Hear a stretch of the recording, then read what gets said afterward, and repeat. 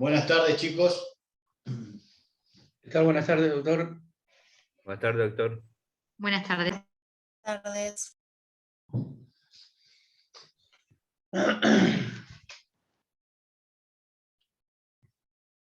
Ahí les pedí que en lo posible, si pueden activar las cámaras, por lo menos para recordarle un poco la cara de cuando nos veamos a la brevedad.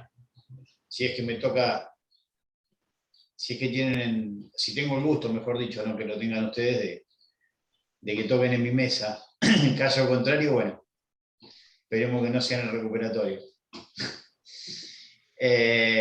Bueno, chicos, vamos a continuar con Mariano acá, como en la clase anterior, con el tema del proceso sucesorio. No sé si les quedó alguna duda de la clase pasada.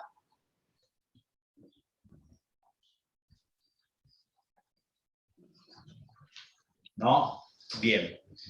Entonces, vamos a ver hoy la otra forma de llevar a cabo un proceso sucesorio. Ya hemos visto el procedimiento habitestato, o sea, sin testamento, y ahora vamos a ver la sucesión testamentaria, proceso testado o con testamento, con los nombres estos con los distintos nombres que se la consignan. Vamos a ver cuáles son las distintas formas y posibilidades que tiene una persona de disponer de sus bienes mediante una disposición de última voluntad. Simplemente van a ver que, como le va a explicar Mariano, ahora están reguladas y previstas en la normativa actual del Código dos formas de testar. Antes existían tres formas. Actualmente el testamento, ahora existen actualmente dos formas. No existe más el testamento cerrado, o sea, fue suprimido. Algunos autores critican la falta la ausencia de regulación de este testamento, porque no se sabe bien por qué fue eliminada, pero en realidad era una de las formas en las cuales por ahí lo que más existía era la privacidad en cuanto a las disposiciones testamentarias, porque esta figura era la que facultaba a quien disponía de sus bienes mediante el testamento a consignar sus disposiciones y sus atribución de sus bienes y todo mediante un testamento que era cerrado y que se entregaba a un escribano en sobre cerrado, declarando que lo que contenía dentro era un testamento. Sinceramente no sabemos por qué se eliminó, pero bueno, hay algunos que critican autores esta falta de regulación o por qué la omisión en dejarlo afuera. Bueno, después empieza Mariano y bueno, vamos viendo cualquier cuestión que se les vaya planteando, van levantando la mano y lo vamos a abordar. Hoy vamos a ver simplemente lo que es sucesión testamentaria, ya para dejar para la clase siguiente lo que es el tema de herencia vacante, y bueno, y reafirmar un poquito más todas estas cuestiones atinentes al avalúo, a la partición de bienes, que ya alguna cuestión ya vimos, pero para ser un poquito más fino y que les quede a ustedes más grabado. Pero yo creo que seguramente quizás la semana que viene podamos estar próximos a terminar con el abordaje de los temas. Si me pueden recordar, el parcial era el 2 de diciembre. 4. Sábado 4, a las 8 de la mañana. ¿Otra vez sábado? Así es. Sí, otra vez. Bueno, y el recuperatorio el otro sábado, 11. ¿Ustedes piden para hacerlo el sábado o se los ponen el sábado? No, nos lo pusieron el sábado. Bueno. Listo. Respetamos la decisión que tomaron, así que por eso, un sábado a las 8 de la mañana, no, yo también, No obviamente, creo que lo respeto. No es lo más lindo.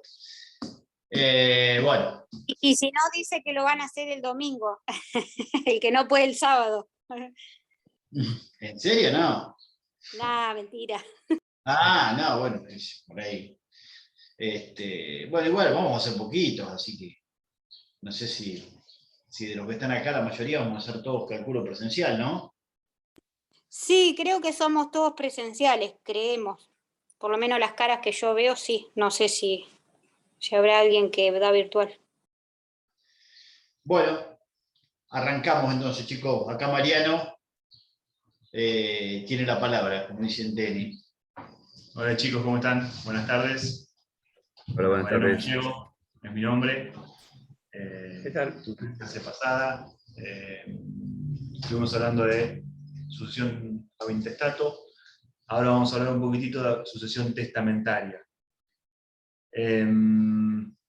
Primero la regulación. Algo hablamos también en la clase pasada, que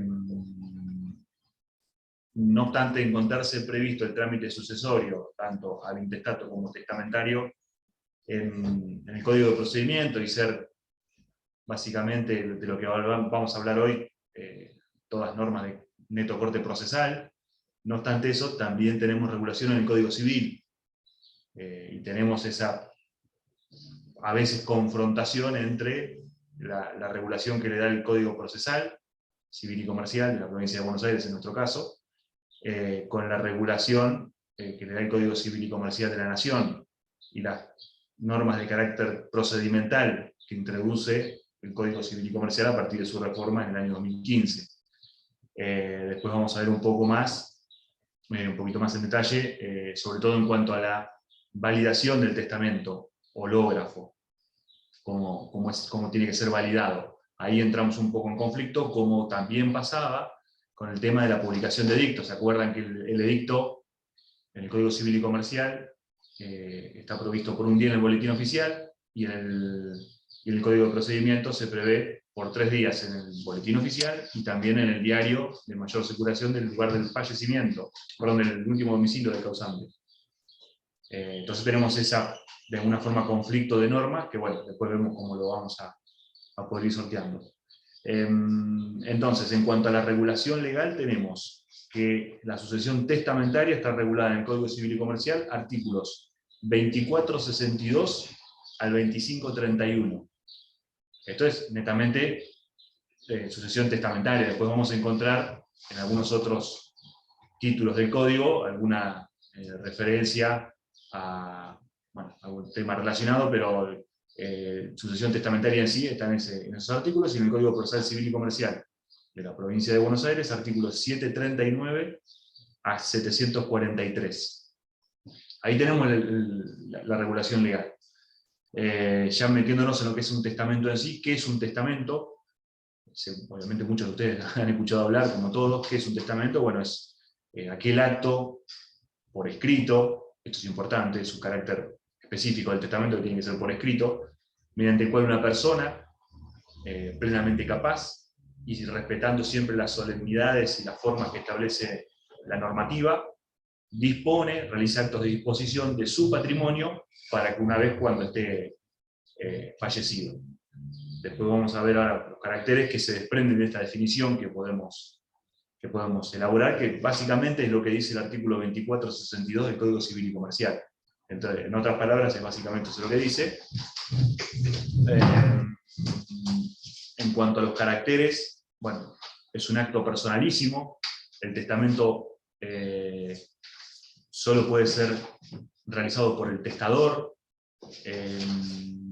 y debe ser la expresión directa de su voluntad. No puede ser delegado, es indelegable. No puede ser realizado mediante un apoderado, por ejemplo, mucho menos a través de la regla de mandato. Es un acto personalísimo. Debe ser realizado, otorgado por escrito, decíamos recién. Es una formalidad que sea por escrito, no puede ser oral, por escrito. Es un acto formal porque debe reunir determinadas formalidades como para ser válido.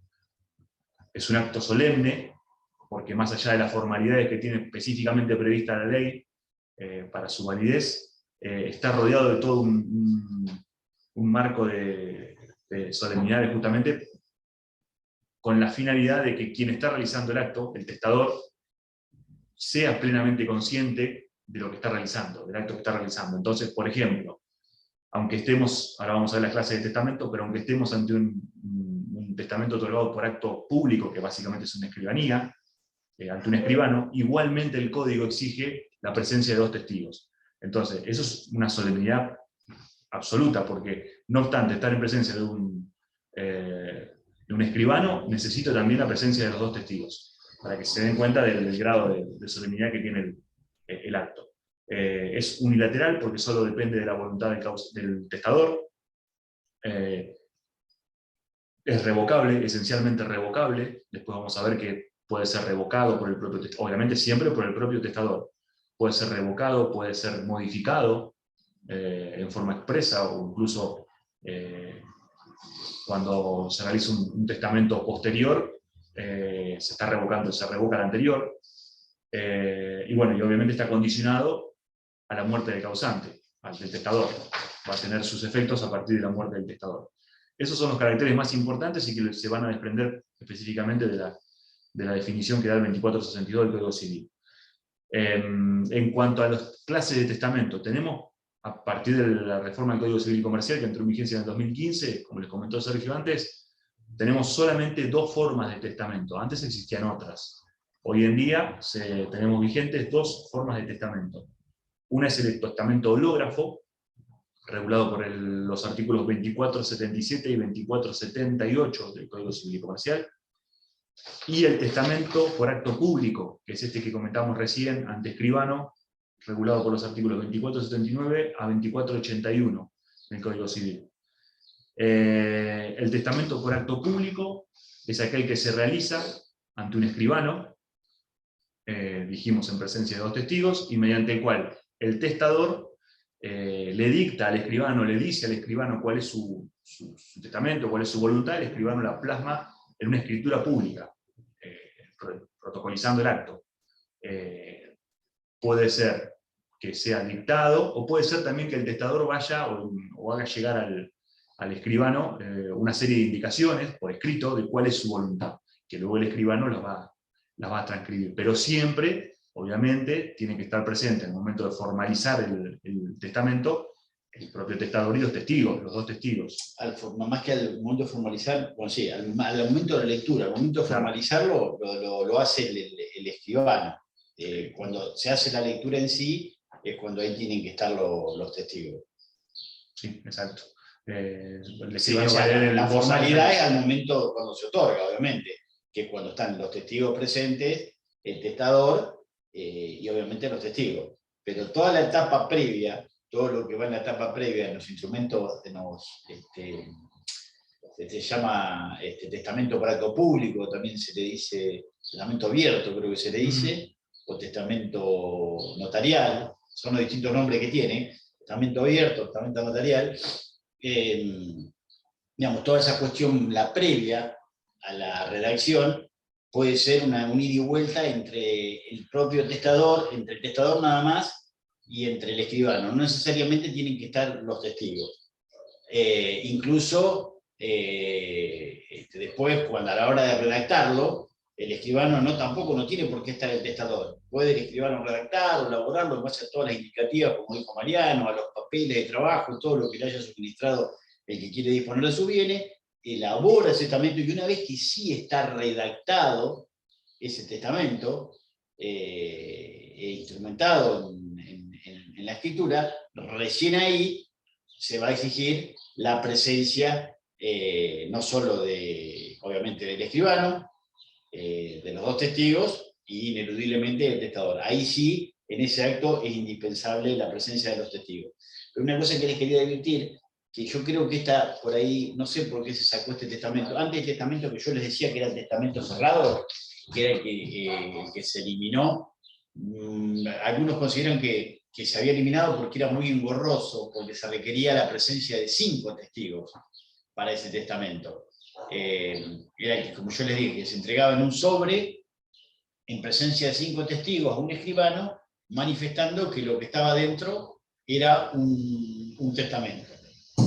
Yo creo que era ventajoso, pero ahí hubiera sido por ahí aplaudible o saludable que esta figura se mantuviera y a lo mejor reducir la cantidad de testigos. Una de las cosas que se cuestionaba es ¿por qué se exigían 5 testigos para este tema? Entonces por ahí lo consideraba muy engorroso por la dificultad de que estuvieran esos 5 testigos. Pero a lo mejor, ¿por qué? Siguiendo doctrinas y normativas más modernas, fíjense que lo que cada vez más se pregona es que el testamento sea una cuestión un poco más, cada vez más ágil, y no tan más, sin perjuicio de ser solemne, sí ágil, para posibilitar que las personas puedan disponer libremente de sus bienes. Y en algunos códigos ya se han reducido incluso hasta el requerimiento de la presencia de testigos. Por ejemplo, no sé, creo que el código alemán y el código suizo directamente no exigen la presencia de testigos. En el caso nuestro, como bien explica Mariano, el testamento por acto público sigue exigiéndose. Antes, en el código venezano, en el código viejo, se exigía la presencia de 3 testigos. Actualmente, esa presencia de 3 testigos se reduce a 2, pero los testigos tienen que estar. Lo que no está es el testamento cerrado, pero yo considero que hubiera sido quizás saludable, aplaudible, mantenerlo, a lo mejor reduciendo el tema de los testigos. Una consulta. Sí.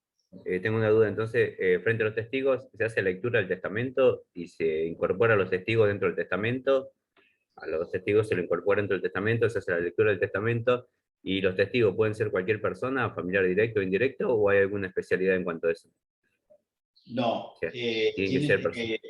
los testigos tienen que, o sea, no tienen que ser ni la cónyuge, ni los ascendientes, ni los descendientes, tienen una limitación en cuanto a la condición de los testigos que surgen de la misma normativa del código vigente.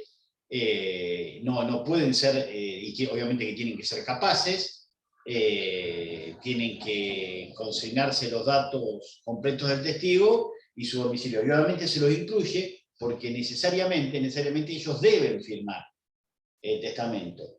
Incluso creo que hay una disposición en la cual se autoriza que creo que los testigos puedan firmar a ruego, ¿no? Uno de los testigos puede firmar a ruego, en el caso de, bueno, eso se lo va a explicar ahora Mariano, pero la solemnidad es de que al momento de la firma, o sea, el testamento por acto público, testamento abierto, testamento notarial, como se le llama, que es el más común en la práctica y el que más se lleva, por así decir, adelante, por una cuestión de que, y tiene ventajas porque es un instrumento que en cierta medida va a quedar resguardado porque queda en el protocolo de un escribano. Incluso después cuando vimos sucesiones, cuando vimos el trámite del proceso sucesorio, vimos que se requería el informe al registro de testamento. O sea que acá el escribano lo que hace, manda al registro de testamento una comunicación en la cual informa de que hay un testamento, una disposición de última voluntad, que se va a requerir o se va a solicitar su incorporación cuando se aperture un proceso sucesorio. En cuanto a digamos, lo que se critica con referencia al otro testamento hológrafo, ¿por qué? Y porque obviamente tiene un costo, porque se tiene que hacer ante un escribano, y que no es, y el tema entre comillas, porque el escribano obviamente tiene que guardar secreto profesional y no velar las disposiciones testamentarias que le formule cualquier persona, pero por ahí, como tienen que haber 2 testigos, los testigos por ahí saben qué fue, obviamente escuchan y están presentes en el acto y obviamente se enteran de todas las disposiciones que hizo de última voluntad esta persona. Entonces le saca una cierta medida de falta de absoluta secreto a lo que se busca resguardar como testamento. Pero bueno, en definitiva está, lo que me preguntabas vos, Iván, en definitiva, al momento de la lectura del testamento tiene que estar, obviamente, íntegramente redactado, tienen que estar los 2 testigos, tiene que estar el testador y obviamente el escribano. Incluso no dice que la lectura del testamento tiene que ser por el escribano, la puede incluso hasta, la lectura la puede hacer alguna persona por ahí de la escribanía, pero siempre en presencia del escribano. Claro, y se hace una escritura, y esa escritura bueno, va a estar firmada por el protocolo, lo firma tanto el testador como los dos testigos. Ok, gracias. ¿Y los testigos deben guardar secreto de lo que escuchan o no? En ese sentido, como usted decía recién. No está impuesto. Ya saber de que a quién va a testar o que va a dejar. No No está está impuesto. impuesto. No tiene una obligación. Perfecto. No tiene ninguna Gracias. obligación. De acuerdo. Hay cuestiones sensibles, se entiende que el testador sabe cuáles son las cuestiones sensibles por las cuales tiene que velar un manto de privacidad, y entiendo que se entienda en realidad. Como los testigos los elige el mismo testador, Claro. debe saber más o menos a quién confiar. Exactamente. Una Bueno, consulta, entonces los testigos no tienen que ser ningún heredero, ¿no? Ningún heredero que haya puesto en el testamento, ¿no? No. Eso está en una. Ahora te lo voy a buscar mientras están en eso. seguimos un poquito, Sí. vale, seguimos un poquito, avanzamos y ahora Sergio les contesta específicamente la pregunta. Seguimos con bueno, esto es importante que venimos hablando, esta es la diferencia fundamental, más allá de la estructura misma del testamento hológrafo con el testamento por acto público o notarial. Esta es la principal diferencia en cuanto luego es incorporado el procedimiento sucesorio, la protocolización. El testamento por acto notarial, que venimos hablando, el momento de su creación, de cuando es realizado, de cuando queda formalizado, es incorporado el protocolo por el escribano que lo realiza. Automáticamente el escribano lo incorpora a su protocolo notarial. En tanto que el testamento hológrafo es redactado de puño y letra por el testador y no es incorporado a ningún protocolo en ese momento. Queda guardadito, y el día de mañana, cuando se produzca el deceso del testador, bueno, será presentado en la sucesión testamentaria.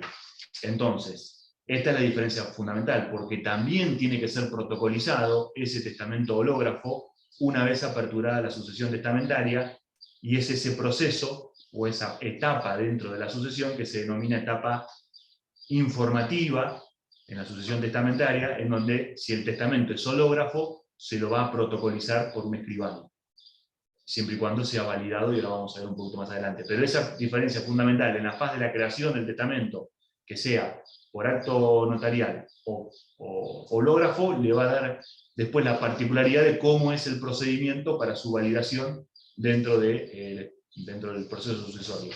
Es por eso que, si bien es como una balanza, si bien el testamento por acto notarial reúne determinadas formalidades más específicas, está rodeado de una solemnidad mayor, porque es realizado por un escribano, con presencia de un escribano, y con dos testigos, tiene un costo obviamente. En contrapartida tenemos el testamento hológrafo, que lo realiza el testador en su casa, en un ámbito total de privacidad, de su puño y letra, pero bueno, después, al momento de ser validado, va a tener que cumplir con determinados requisitos que el otro ya cumplió, el otro tipo de testamento. En cuanto a la validación justamente de la firma del testador, que es esto de lo que estamos hablando, vamos a leer dos rápido, para que ustedes se den cuenta de esto que hablamos al principio, de la contraposición entre lo que prevé el Código de Procedimiento Civil y Comercial y lo que prevé el Código Civil y Comercial. Al introducir normas de carácter procesal dentro de la ley de fondo, el Código Civil y Comercial, se introduce en una cuestión que en principio no le fue delegada por las provincias al Congreso de la Nación, y vamos a ver específicamente en este caso de qué se trata. Artículo 2339 del Código Civil y Comercial, 2339.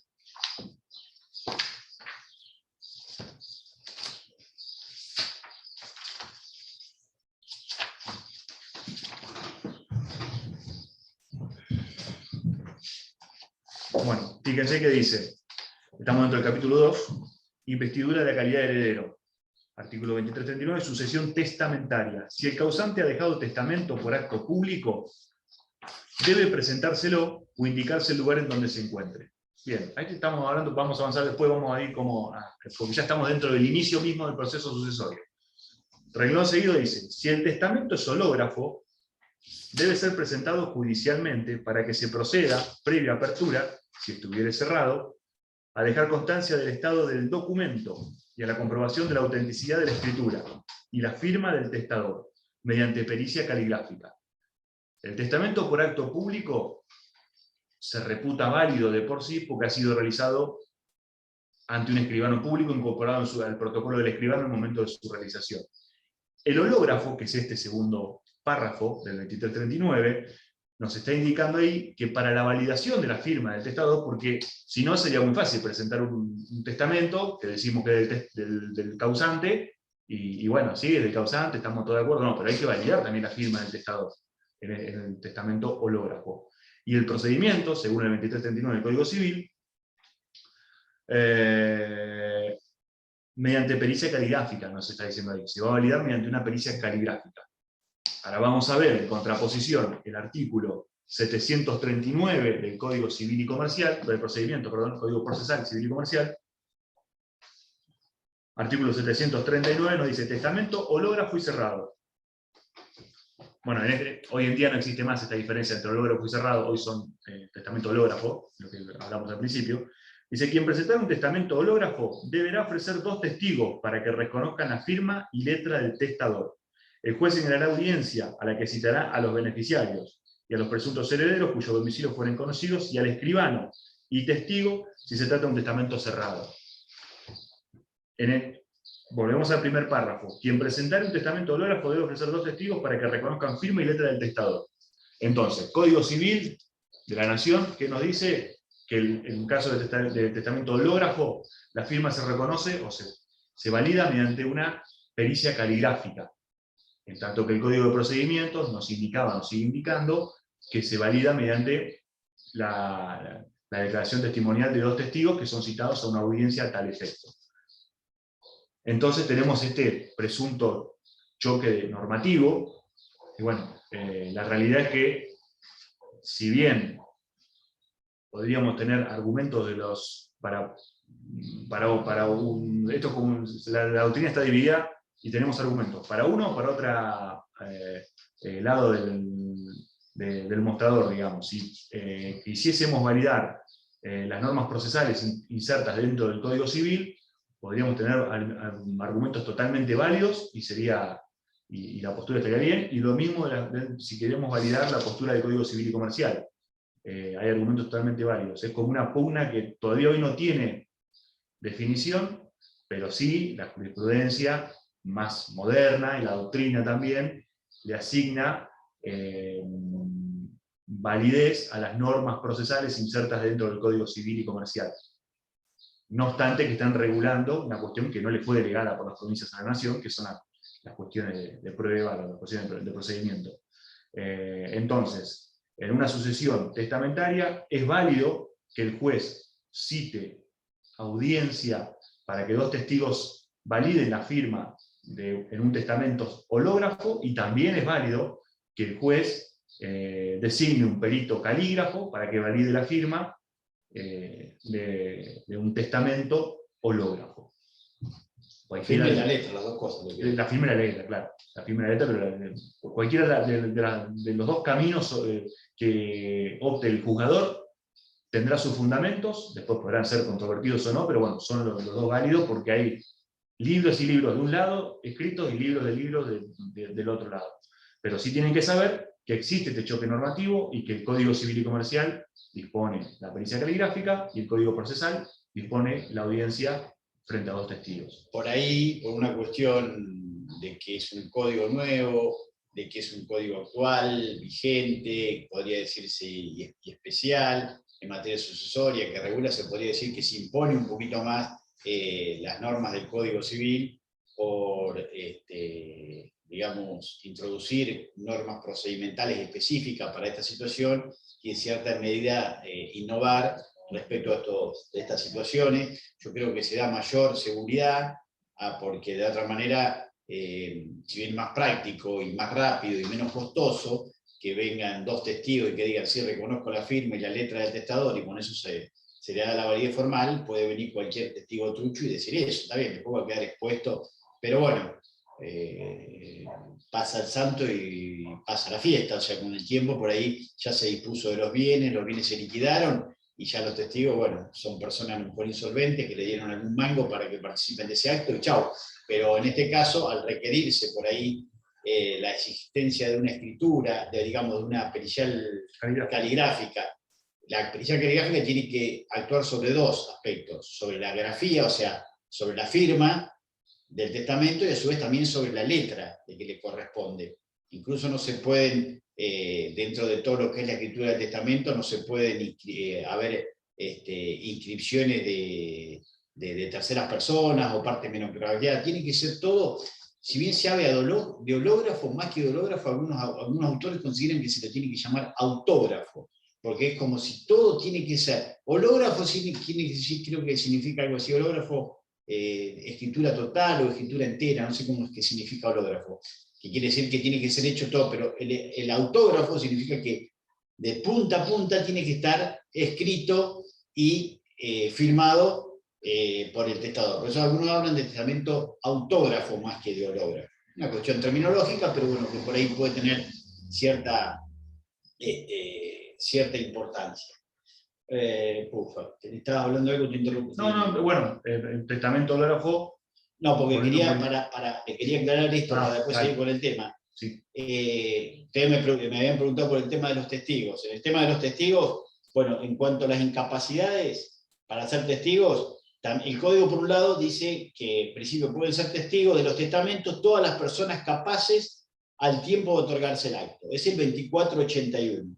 Y después, en el segundo párrafo, dice que las personas que no pueden ser testigos en el testamento por acto público, se remite a lo que dispone el 295, que son los testigos inhábiles para otorgar cualquier tipo de instrumento público. Pero el 2481, párrafo segundo, dispone que no pueden serlo, además de los enunciados en el 295, acuérdense, en los del 295, que son todos los testigos que no pueden ser todos los testigos no pueden ser testigos, valga la redundancia, para cualquier tipo de instrumento público, como los incapaces, y ahí lo van a ver en el 295. Y específicamente dispone que no pueden serlo, además de esto del 295, los ascendientes, los descendientes, el cónyuge ni el conviviente del testador, ni tampoco los albaceas, los tutores o curadores designados en el testamento, ni los beneficiarios de alguna de sus disposiciones. O sea, este artículo 2481, y también con remisión al 295, es el que enumera cuáles son, en cierta medida, los testigos inhabilitados, y en su caso habilitados, para poder participar en una disposición testamentaria. ¿Está claro? Sí, perfecto, gracias. Sí, perfecto, gracias. Sí, Bien. Clarísimo. Bien, bueno, testamento hológrafo entonces es aquel que es redactado del puño y letra, autografiado, como comentaba Sergio recién, con la mención y la expresión de la fecha y el lugar en donde se crea.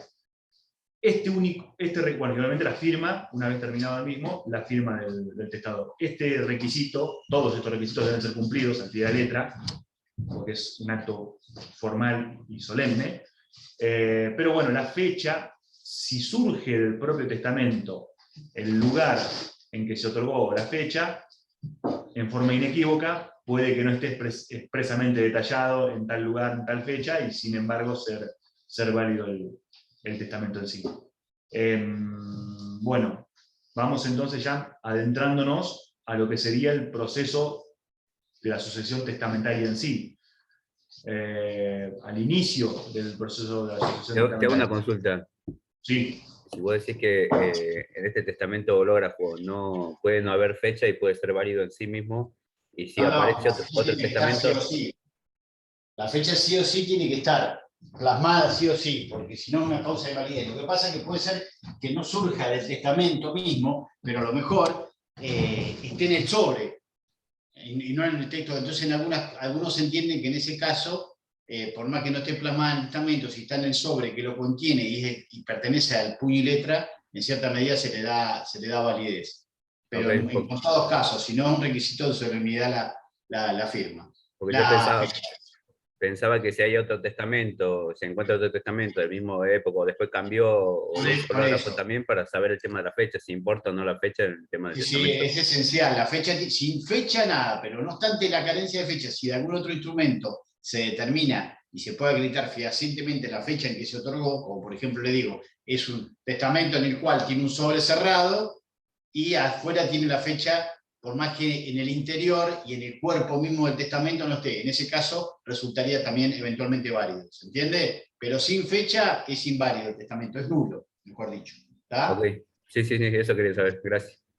Sí, justamente, muy bien, Iván, justamente para eso, para determinar la fecha es importante para determinar si existe otro testamento, si fue anterior o posterior.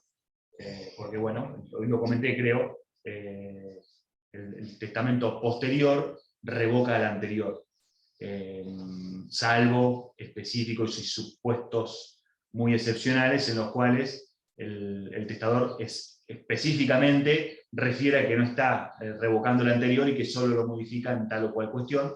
El testamento posterior revoca el anterior. Entonces es importante el tema de la fecha, para ver cuál es válido. En cuanto, bueno, ya nos metemos en el trámite de inicio de la sucesión testamentaria en sí. La clase pasada estuvimos viendo que, se lo mencionábamos con Sergio, que la sucesión puede ser iniciarse como ab intestato y aparecer el testamento, con lo cual sería ab intestato y testamentario, o puede ser testamentario de inicio y luego ab intestato, o sea, es indiferente cómo se inicia la forma de inicio, pero hay determinados pasos procesales que indefectiblemente tienen que estar presentes, sea cual sea el proceso sucesorio del que estemos hablando. En este caso, si estamos ante una sucesión testamentaria que se inicia a partir de un testamento, a partir de un beneficiario de un testamento, bueno, ese beneficiario deberá obviamente adjuntar a su escrito de inicio el certificado de defunción del testador, y si estamos ante un testamento público, por acto público, deberá adjuntar un testimonio del mismo, un testimonio que es emitido por el escribano que intervino en el acto, o denunciar la escribanía en la cual se encuentra protocolizado el testamento. Si estamos ante un testimonio hológrafo, bueno, deberá acompañar el testimonio, el testamento, perdón, hológrafo, o denunciar en poder de quién se encuentra. Puede que sepa que tal o cual persona tiene el testamento en su poder y bueno, lo denuncia. Así se inicia la sucesión testamentaria. Ante este inicio, el juez va a dictar un primer despacho, en donde si estamos ante un testamento otorgado por acto público, se va a ordenar la citación por edictos, tanto de las personas que se encuentran insertas en el testamento como beneficiarios, como así también... Primero se le corre vista al fiscal, ¿no? Para declarar la validez formal, y después ahí se ordena la apertura. Sí, tenés razón. Primero tenemos la vista del agente fiscal. O sea, el agente fiscal en cualquiera de las dos se le va a correr vista. Correda la vista y contestada, se va a declarar la validez formal del testamento, y ahí se dispone la apertura del proceso sucesorio testamentario. ¿Está? No significa que ya se lo sino que se ordena ahí todo este trámite que vas a explicar ahora de los testigos y todo eso, ¿no? Exactamente. En tanto que si el testamento acompañado o el testamento por el cual se inicia la sucesión es un testamento hológrafo, bueno, en este supuesto el juez lo que va a hacer es designar audiencia para la validación con los testigos, o en el caso de que bueno, opte por el procedimiento establecido por el Código Civil y Comercial, va a mandar a designar un perito calígrafo, para lo cual se va a tener que munirse o acompañar al proceso documentación indubitada del testador, porque el perito calígrafo podrá analizar el testamento, pero ¿con qué lo va a comparar? ¿Cómo va a saber si esa firma es válida o no, corresponde al testador o no? Bueno, va a tener que contar en su poder con un documento indubitado. Si la persona estuviese viva, no estamos hablando de un testamento, sino que fuese un reconocimiento de firmas, por ejemplo, en un contrato, se puede formar cuerpo de escritura. La persona se la cita, se forma un cuerpo de escritura a solicitud del perito calígrafo, y el perito calígrafo analiza el cuerpo de escritura. Ahora no sé qué pasaría, Mariano, porque todavía no lo he visto yo en ningún caso práctico, que si no hubiera una firma indubitada. Porque si el perito tiene que expedirse sobre la firma y grafía sobre la autenticidad de la escritura y de la firma del testador, y no tiene documentos indubitados, ahí no sé si no se tiene que recurrir a las previsiones del Código de Procedimiento y al tema de testigos, si no el testamento no camina. Y no. Porque puede ser que una persona que, a ver, ¿cuál es firma indubitada? Y por ejemplo, alguna que haya plasmado ese mismo testador en algún otro instrumento público, a lo mejor en alguna otra escritura, que haya otorgado, que esté en los bancos, en el registro de firma de los bancos, en alguna actuación judicial, en algún expediente, pero póngale que no existe eso, no sé cómo van a hacer el tema de la pericia caligráfica. El perito se enseña, pero no tiene con qué te lo van a sacar del cajón y va a decir, muchacho, hacete una firma y después seguí descansando, va a ser medio difícil. Entonces, pero de oficina pública o del registro de las personas y todo eso, ¿no se puede levantar la firma de eso? Como el del ANSES. Por ejemplo, a ver, ¿qué se te ocurre a vos? Que podría ser, ¿en qué oficina pública podría existir una firma de una persona? Y pensaba en el ANSES o en la FIP si tenía algunos aportes, o en el registro de las personas cuando va a cambiar un documento, en caso de pérdida, levantarlo de ahí. O sea, en el ANSES, no sé, salvo que hubiera ido a hacer algún beneficio jubilatorio y lo hubieran hecho obligado. Como ahora se realizan muchos trámites a través del ANSES por el tema de asignaciones de hijos y montones de cosas, entonces creo que todo eso es válido. Lo que pasa es que digo que por ahí en la práctica, en muchos casos de eso no lo ven, no van. Para la asignación de ANSES muchas veces vos te jubilás, haces todos los trámites, te recibís, cada vez está todo, ¿cómo puedo decir?, más digitalizado y más informatizado. Entonces, también, si sabemos que esta persona, por ejemplo, trabajaba con algún banco, no cabe duda. Mandamos un oficio, pegamos los registros en el banco, porque va a tener que registrar la firma. Si esta persona, por ejemplo, no sé, se casó, tiene que estar el acta en el registro civil. Me explico cuando firmó, pero pongámosle que esta persona ni se casó, es un ermitaño, no, vive en el medio del campo, una persona que tiene sus propiedades, pero nada, entonces no trabajaba, no operaba con bancos, no tenía nada en el ANSES, en la FIP no tenía, por más que tuviera declaración, no tenía ningún registro de firma, no hay con qué cotejar, ¿me explico? Entonces en ese caso es donde se tornaría sumamente dificultosa la producción de una pericia caligráfica. Perfecto, comprendo. Por lógica, una persona que dispone de bienes, y sobre todo, obviamente, de bienes registrables, seguramente se va a poder hacer, porque, por ejemplo, si dispone de un bien inmueble o de varios inmuebles, vamos a ir, por más que no sea el escribano, vamos a ir a pedir como la exhibición de los libros del escribano que intervino en la escritura respecto a ese inmueble, y ahí sí se va a poder hacer. De dominio. ¿Cómo? En la escritura traslativa de dominio, digo, si compró algún inmueble o... Exactamente, y en el libro, y en el protocolo del escribano, donde queda sentada la firma, en el registro de firmas. Perfecto. Sí, Mariano. Bien, bueno. O sea, optado por uno u otro camino, sea por la audiencia de los testigos o por el trámite previsto en el Código Civil y Comercial de la pericia caligráfica. Una vez que se produce, el juez va a dictar un auto, una resolución, en virtud de la cual va a ordenar la protocolización del testamento hológrafo, que básicamente es designar un escribano para que protocolice ese testimonio. ¿A qué efecto? Bueno, al efecto de alguna forma resguardarlo, sobre todo lo que contiene, el contenido, no la forma del testamento, sino el contenido del mismo, porque bueno, hoy en día con la digitalización y demás parece muy difícil que perdamos el contenido de algo porque lo tenemos que escanear, tenemos que sacar, pero bueno, en otra época no muy lejana, el testimonio, si bien quedaba resguardado en la secretaría del juzgado y no quedaba agregado al expediente, podía sufrir el paso del tiempo, el deterioro, no sé, ha pasado que se han inundado tribunales y se inunda también el despacho del secretario que tiene los documentos importantes a su resguardo y bueno, se pierde documentación, se ve alterada, así que bueno, más que nada, el fundamento de protocolizar el testamento hológrafo es ese, darle una especie de resguardo. Bueno, una vez que se ordena la protocolización, se ordena también la citación de tanto beneficiarios que se encuentran en el testamento como de los demás herederos.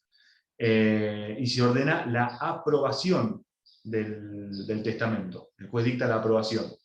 El juez va a aprobar el testamento hológrafo luego de este procedimiento que enunciamos recién, y va a aprobar también, en el caso de que sea un testamento por acto público, también lo va a aprobar. También hay un auto de aprobación. No es que el auto de aprobación es solamente para el hológrafo, sino que también es para el que se realiza por acto público. Y este auto de aprobación, primero que no hace cosa juzgada, porque lo aprueba el juez en cuanto a sus formas, pero no deja de ser susceptible de poder ser impugnado o atacado por quien se crea con derecho a través de las acciones contenciosas y impugnativas que tendrán que tramitar, y bueno, donde se debatirá esa cuestión. Mientras tanto el proceso sigue avanzando, pero se debate la validez del testamento. Entonces, la aprobación del testamento, el auto de aprobación, no hace cosa juzgada. No es que ese testamento es perfectamente válido y no puede ser impugnado. No, no. Simplemente se valida su forma. Vamos a ver, yo tengo que ahora les voy a compartir la pantalla. Así como vimos una declaratoria de herederos, ahora les voy a mostrar un auto de aprobación, fundamentalmente porque se suele equiparar, no es lo mismo, que les quede claro, no es lo mismo la declaratoria de herederos que el auto de aprobación del testamento, pero sus efectos son similares, porque a partir del auto de aprobación del testamento se instruye a aquellos beneficiarios de los bienes. Lo mismo que sucede con la declaratoria de herederos. ¿Se acuerdan que se lo dijimos varias veces? Los herederos universales del causante entran en posesión de la herencia a partir del momento mismo del fallecimiento. Aquellos que no son herederos universales lo son a partir o entran en posesión, se les otorga la posesión a partir de la declaratoria de herederos. Algo similar con sucede la aprobación del testamento. Con la aprobación del testamento, exactamente. Por ejemplo, los colaterales, que no son forzosos, y los testamentarios, o los titulares delegados, en ese caso son lo que se le otorga a la posesión de la herencia con la aprobación del testamento por parte del juez. Bueno, avísenme si lo pueden ver bien, si se ve bien. Es un simple archivo Word, pero bueno, es una resolución de una sucesión, al cual le borré los datos obviamente, pero es real, no es que lo inventé yo. Esto se despachó en una sucesión testamentaria. Van a ver, bueno, obviamente primero tenemos la fecha, es una sucesión que tramité acá, en Mar del Plata. Y acá van a ver, atento, lo dictaminado por el Ministerio Público Fiscal. Acá hace referencia a lo que les dijo Sergio, de que se le corre vista al Ministerio Público Fiscal para que se expida a ver si este trámite, en el caso de un testamento hológrafo que vimos, de la audiencia, o en el caso de el testamento por acto público o notarial, que se debe acompañar, bueno, se le corre traslado al agente fiscal para que se expida acerca de si él entiende que están reunidos los requisitos a prima facie como para aprobar el testamento. En este caso, obviamente, el Ministerio Público Fiscal dictaminó a favor y dijo que en principio se podría aprobar el testamento. Entonces, atento a lo pedido, lo dictaminado por el Ministerio Público Fiscal, bueno, lo dispuesto por el Código Procesal Civil y Comercial, declárese válido en cuanto a sus formas. Esto es importante, en cuanto a su forma, lo que dijimos recién, no hace cosa juzgada. El testamento que por acto público otorgara a la causante, borré los datos, con fecha 2 de enero del 2018, por ante el escribano, tanto acá ya está, estamos hablando de un testamento por acto público, no era un testamento hológrafo, era un testamento por acto público.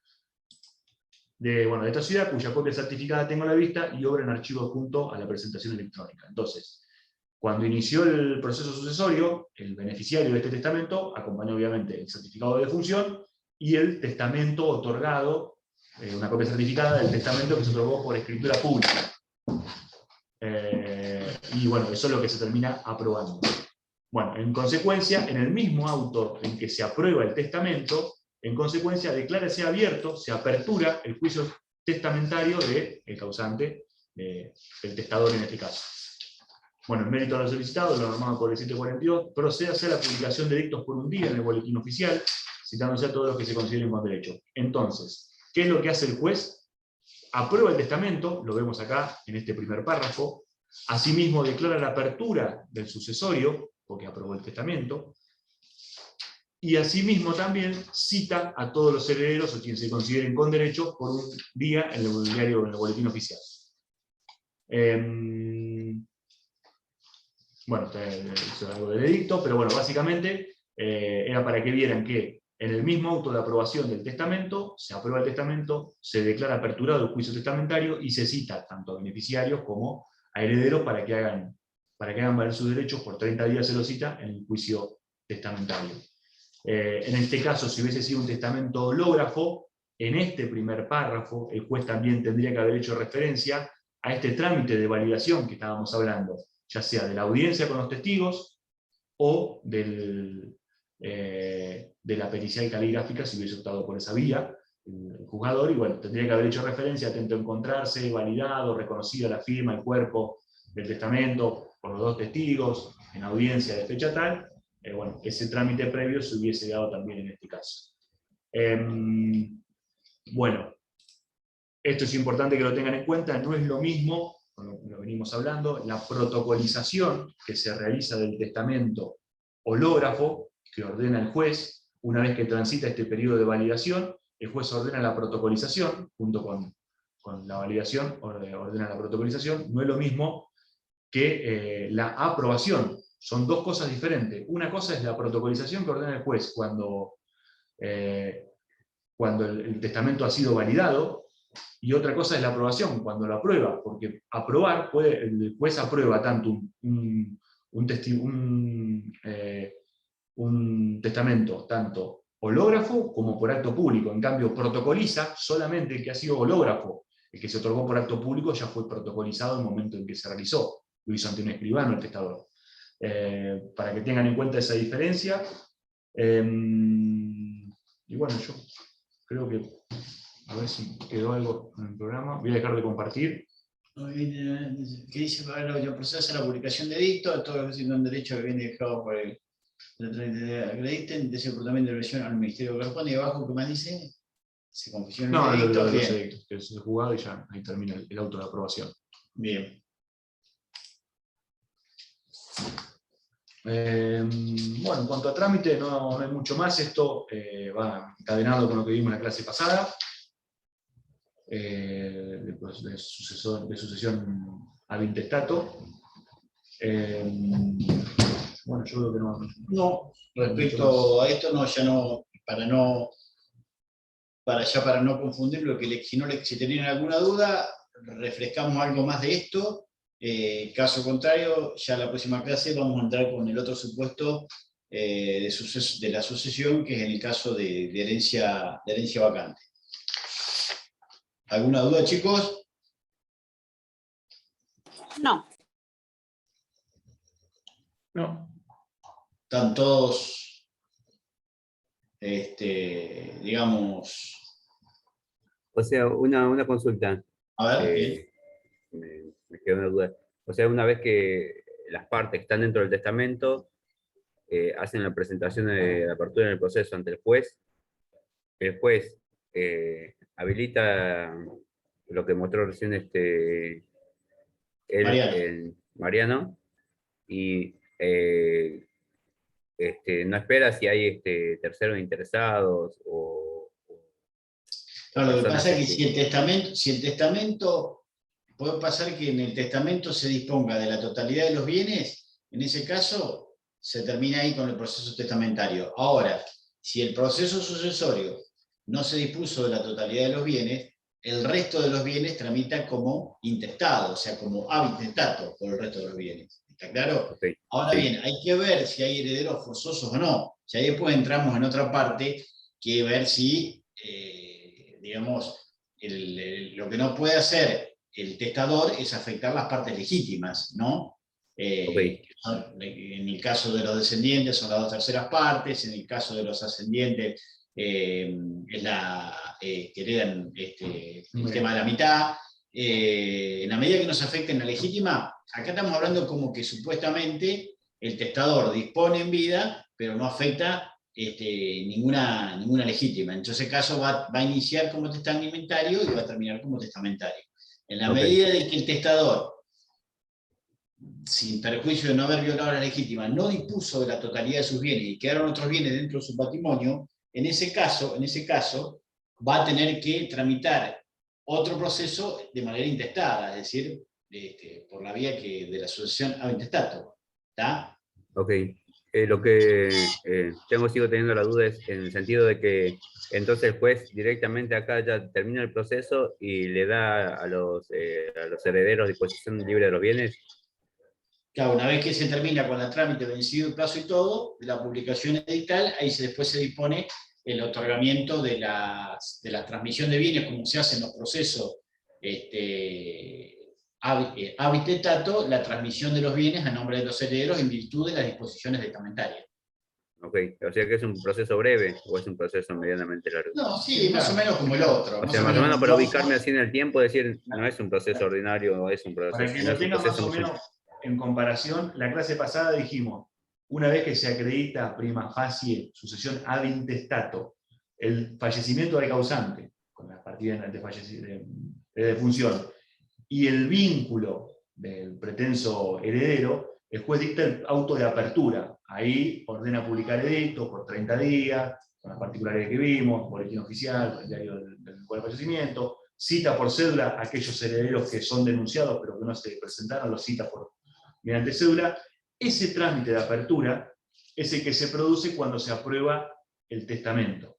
Si el testamento es hológrafo, va a tener una parte previa, que es la validación de la firma y la grafía completa del testamento del testador. Si es por acto notarial, va a ser un poco más breve, porque estamos en presencia de un documento público, protocolizado, va a ser más breve.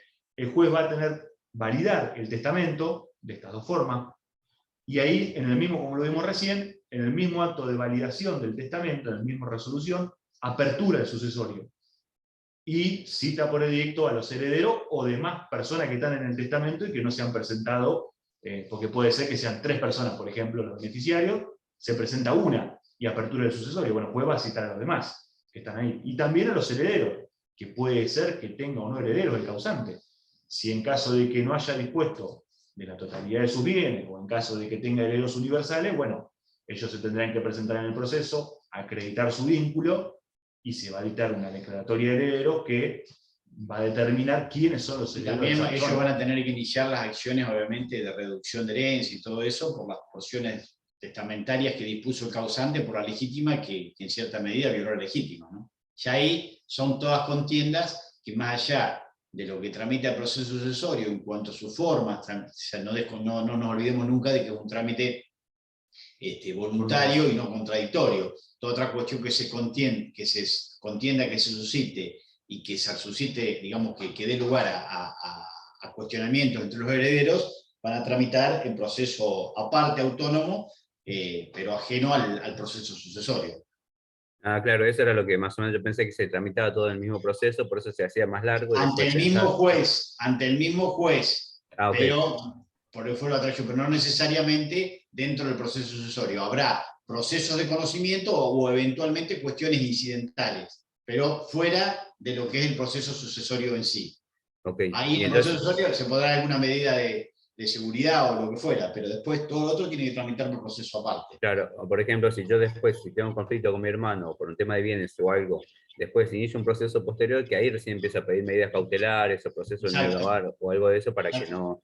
Pero acá no puedo hacer nada de eso, en este proceso sucesorio. No, alguna medida sí. Alguna medida de seguridad se llama. Por ejemplo, cuando vos tenés conocimiento, ¿se dicta declaratoria de heredero o se valida el testamento? Supongamos que se valida el testamento. Yo, como beneficiario del testamento, tal vez me entero en ese momento, seguramente, o es probable, que soy beneficiario dentro del testamento.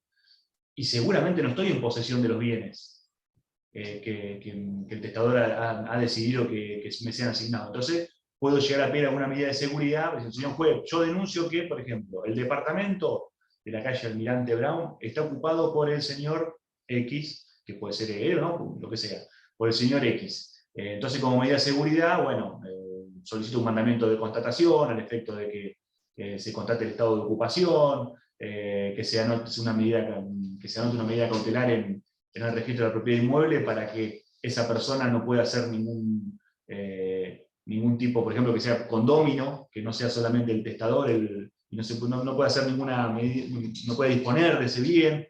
Voy adoptando medidas de seguridad, hasta ahí. Hasta eso puedo hacer dentro del marco del sucesorio.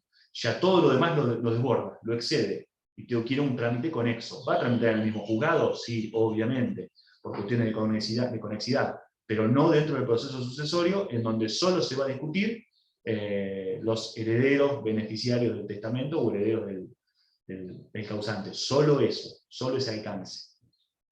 Ok, perfecto, gracias. Esas eran todas mis dudas. Muchas gracias. Generalmente, a veces cuando se presentan estos problemas, no estamos hablando de sucesión testamentaria, por ahí una sucesión habitestato, en donde son 3, 4 hermanos que son familiares, pero que no se ven o no se hablan hace mucho tiempo. Hasta lo máximo que llega el juzgado es tal vez acelerar una audiencia, donde los convoca al efecto de que puedan sacar sus diferencias, puedan exponer sus motivos, qué es lo que desean, a ver si se pueden poner de acuerdo. Hasta ahí podrá llegar la actuación dentro del proceso sucesorio mismo. Ya todo lo demás va a ser por trámite incidental, por un incidente, o por un proceso de conocimiento en sí, un proceso más extenso, pero por fuera de la sucesión. Bárbaro, muchas gracias. Listo, chicos, ¿alguna otra duda?